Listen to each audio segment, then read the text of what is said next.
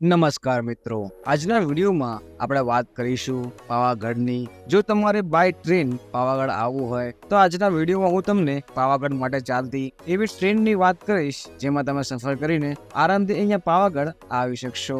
કેમ કે પાવાગઢ એક હિલ સ્ટેશન છે જ્યાં દર વર્ષે લાખો ભક્તો અહીંયા દર્શન માટે આવતા હોય છે. અને આ પાવાગઢ ઉપર તમને મહાકાલી માતાનું મંદિર અને અહીંના મોન્સૂનમાં પાવાગઢના એક સુંદર વ્યૂ તમને અહીંયા જોવા મળતા હોય છે. જો તમે પાવાગઢ આ મોન્સૂનમાં ફરવા આવો છો તો તમને અહીંનો આ રમણીય સુંદર વ્યૂ આ જોવા મળતો હોય છે. એટલે તમે પણ હવે આ ટ્રેનના માધ્યમથી આરામથી આ ટ્રેનોમાં સફર કરીને પાવાગઢ આવવાનો પ્લાન બનાવી શકો છો.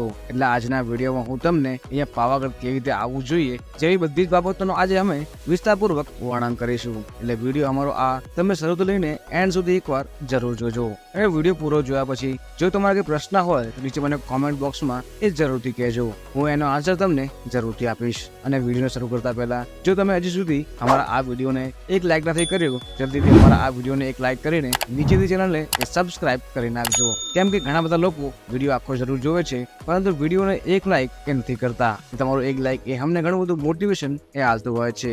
જલ્દીથી અમારા આ વિડીયોને એક લાઈક કરીને નીચેથી ચેનલને સબસ્ક્રાઇબ કરી નાખજો. અને વાત કરું આપણે પાવાગઢ અહીંયા ટ્રેનના માધ્યમથી કેવી રીતે આવવું જોઈએ. એમ તો અહીંયા પાવાગઢમાં કોઈ જ મોટું રેલવે સ્ટેશન નથી, પરંતુ તમે પાવાગઢ નજીકના એવા સૌથી મોટા શહેર આવીને હજી તમે બાય બસ, ઓટો, ટેક્સીના માધ્યમથી આરામથી એ પાવાગઢ અહીંયા આવી શકશો. અને અહીંથી આ શહેરોથી આ પાવાગઢનું ભાડું અહીંયા કેટલું લાગતું હોય છે એ પણ આપણે વિડીયોમાં જાણીશું. એમ કે પાવાગઢ નજીકનું એ સૌથી મોટું અહીંયા રેલવે સ્ટેશન એ વડોદરા જ રહેતું હોય છે. એટલે તમે તમારા શહેરથી ડાયરેક્ટ વડોદરાની ટ્રેન એ બુક કરાવીને આરામથી આ વડોદરા આવી શકો છો.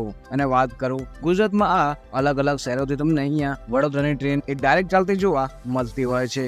જો તમારે સૌરાષ્ટ્રથી આવો છો કે ઉત્તર ગુજરાતથી આવો છો કે દક્ષિણ ગુજરાતથી આવો છો તો તમને આ ત્રણ જગ્યાઓથી આ વડોદરાની ટ્રેન એ ડાયરેક્ટ ચાલતી જોવા મળી હશે. કેમ કે વડોદરા એક મોટું સિટી છે જ્યાં તમને ગુજરાતની અને ગુજરાત બહારની એવી ઘણી બધી ટ્રેનો તમને અહીંયા આ વડોદરા આવતી જોવા મળતી હોય છે. કેમ કે જે ટ્રેન એ મુંબઈથી ઉત્તર ભારત તરફ જાય છે એવી વધારે પડતી મોસ્ટ ઓફ ટ્રેન એ સુરત વડોદરા થઈને જ જતી હોય છે.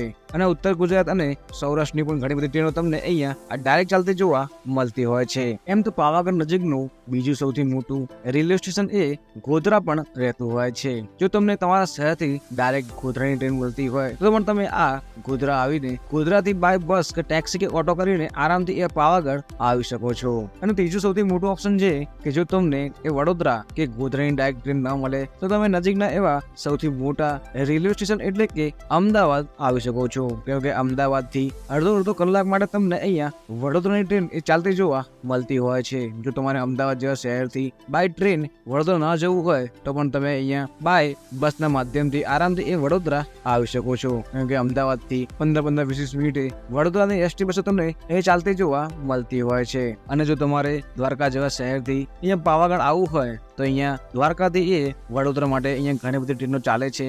જેમ કે સૌરાષ્ટ્ર મેલ એક્સપ્રેસ તમને ઓખાથી એ આ બરોડા માટે એ રોજ ચાલતી જોવા મળતી હોય છે. ને વાત કરું એવી ટ્રેનની કે જે અહીંયા વીક અમુક દિવસો ચાલે છે, જેમાં Okha Rameswaram express, Okha Ernakulam express, Okha Nathdwara express, Okha BS superfast express, Okha Puri express, Okha BSP superfast express, Okha MDU special express. કેમ કે આટલી બધી ટ્રેનો એ તમને અહીંયા ઓખાથી એ ડાયરેક્ટ વડોદરા માટે ચાલતી જોવા મળતી હોય છે. અને જો તમારે વેરાવળ કે સોમનાથ જેવા શહેરથી વડોદરા આવવું હોય તો તમને અહીંયા Saurashtra Janata express, Somnath express, Veraval Pune express, Veraval MMCT express, Somnath Jabalpur express, Veraval TVC express, Veraval Bandra terminal superfast express, Saurashtra Janata express જેવી તમને ટ્રેનો અહીંયા ચાલતી જોવા મળતી હોય છે. તમે આ ટ્રેનોમાં ક્યારે પણ સફર કરીને આરામથી એ વડોદરા આવી શકશો. અને જો તમારે ભુજ જેવા શહેરોથી વડોદરા આવવું હોય એટલે કે કચ્છથી વડોદરા આવવું હોય તો તમે અહીંયા ભુજથી તમને ડાયરેક્ટ ટ્રેનો ચાલતી જોવા મળતી હોય છે, જેમાં અઠવાડિયામાં રોજ ચાલે છે કચ્છ એક્સપ્રેસ. અને જો તમારે અમદાવાદ જેવા શહેરથી વડોદરા આવવું હોય તો તમને અહીંયા અમદાવાદથી એ ઘણી બધી ટ્રેનો તમને ચાલતી જોવા મળતી હોય છે વડોદરા માટે, જેમાં તમને સૌરાષ્ટ્ર જનતા એક્સપ્રેસ જેવી તમને અહીંયા ઘણી બધી ટ્રેનો એ ચાલતી જોવા મળતી હોય છે. અને જો તમારે દક્ષિણ ગુજરાતથી આ વડોદરા આવવું હોય તો પણ તમે અહીંયા આવી શકશો. કેમ કે જે ટ્રેન અહીંયા સુરત માટે ચાલે છે એ બધી ટ્રેનો અહીંયા વડોદરા અને છાયાપુરી થઈને જ એ આગળ જતી હોય છે. જો તમને ડાયરેક્ટ વડોદરાની ટ્રેન ચાલતી જોવા ન મળે તો તમે છાયાપુરી પણ આવી શકો છો, અને છાયાપુરી તમે આ વડોદરા આવીને વડોદરાથી તમે બાય ટેક્સી કે ઓટો સફર કરીને આરામથી અહીંયા પાવાગઢ આવી શકશો. કેમ કે આ બધા શહેરોથી આ વડોદરા સિટી એ રોડ કનેક્ટિવિટીથી ખૂબ જ સારી રીતે જોડાયેલું તમને જોવા મળતું હોય છે. અને જો તમે ગોધરા આવો છો તો ગોધરાથી એ પાવાગઢનું ડિસ્ટન્સ એ ટોટલ 51 કિલોમીટરનું અહીંયા રહેતું હોય છે. એટલે તમે ગોધરાથી જો સફર કરીને પાવાગઢ આવો છો તો અહીંયા તમને ગોધરાથી એ પાવાગઢ પહોંચવામાં ટોટલ 1 કલાક અને 15 મિનિટ જેટલો સમયગાળો અહીંયા તમને લાગતો હોય છે. તમે ગોધરાથી પણ ઘણી બધી એવી ટેક્સી, ગવર્મેન્ટ બસો ચાલતી જોવા મળી જશે, જેમાં તમે સફર કરીને આરામથી એ પાવાગઢ આવી શકશો. અને વડોદરા જેવા શહેરથી આ પાવાગઢનું ટોટલ અંતર એ 42 કિલોમીટરનું જ રહેતું હોય છે. ને આટલું અંતર કાપવામાં ટોટલ તમને 58 મિનિટ જો સમયગાળો અહીંયા લાગતો હોય છે.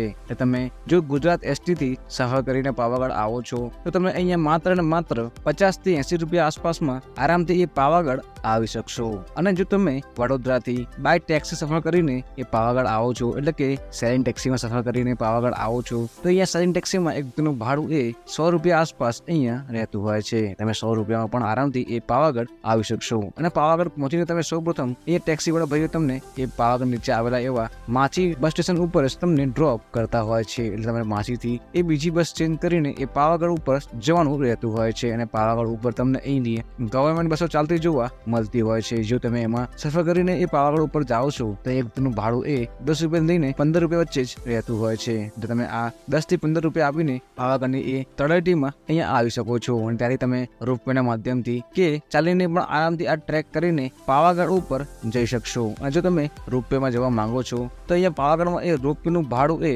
116 રૂપિયાથી લઈને 160 રૂપિયા વચ્ચે રહેતું હોય છે. એટલે તમે 160 રૂપિયામાં એ પાવાગઢમાં તમારી આ જવાની અને આવવાની એ બંને ટિકિટ અહીંયા ઇન્ક્લુડ રહેતી હોય છે. ને આટલું અંતર આ રોપવે ટોટલ એ 6 મિનિટ જેટલો સમયગાળો અહીંયા લાગતો હોય છે. અને વાત કરો આ રોપવેના ટાઈમિંગની તો આ રોપવે સવારે 6 વાગ્યા આસપાસ ખુલે છે, જે સાંજે 7:30 જ અહીંયા ક્લોઝ થતો હોય. ને આવી રીતે તમે આખી આ પાવાગઢ ટ્રીપ એ ટ્રેનના માધ્યમથી અને વડોદરાથી તમે બાય બસ કે ટેક્સી સફર કરીને આરામથી અહીંયા પાવાગઢ આવી શકશો.